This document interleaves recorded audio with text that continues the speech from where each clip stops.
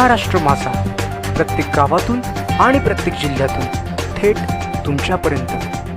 कर्जत तालुक्यात बैलगाडा शर्यतीच्या आड सट्टा जुगार, तरुणाईच्या भवितव्यावर प्रश्नचिन्ह। कर्जत तालुक्यात सध्या दर रविवारी, मंगळवारी, शुक्रवारी पारंपरिक बैलगाडा शर्यती मोठ्या उत्साहात भरत असतात। शेतकऱ्यांचा आवडता छंद आणि ग्रामीण संस्कृतीचा अविभाज्य भाग असलेल्या या शर्यतींना मोठ्या प्रमाणात प्रतिसाद मिळत असला तरी त्याचबरोबर या ठिकाणी जुगार आणि सट्ट्याचे प्रकार वाढताना दिसत आहेत आणि यामुळे स्थानिक नागरिकांमध्ये चिंता व्यक्त केली जाते आहे। महाराष्ट्रात बैलगाडा शर्यतींची परंपरा सुमारे 400 ते 500 वर्षांपूर्वीची आहे। हा खेळ शेतकरी वर्गासाठी अभिमानाचा आणि जिव्हाळ्याचा विषय मानला जातो।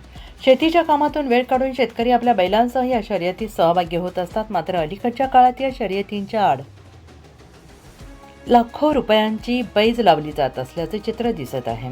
रविवार दिनांक 12 रोजी कर्जत पोलीस ठाणे हद्दीतील शिरसे या ठिकाणी होत असलेल्या बैलगाडा शर्यतीच्या ठिकाणी 7 ते 8 सट्टा लावण्याचे स्टॉल दिसून आले आणि खुलेआम पैशांची देवाणघेवाण करीत सट्टा जुगार खेळताना दिसून आले। या सट्टा पद्धतीमुळे अनेक तरुण या जुगाराकडे आकर्षित होत असून त्यांच्या भवितव्यावर त्याचे गंभीर परिणाम होण्याची भीती व्यक्त केली जाते आहे।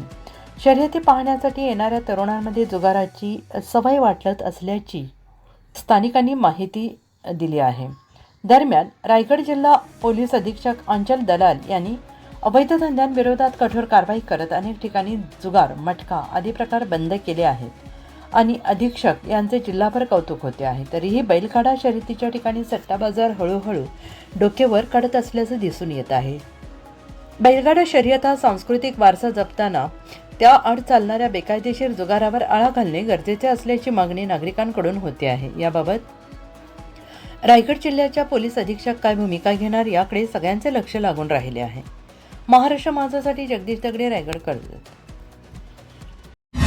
महाराष्ट्र माझाला सबस्क्राईब करा आणि बाजूचा बेल आयकॉन प्रेस करून मिळवा आपल्या परिसरातील ठळक आणि ताज्या घडामोडी।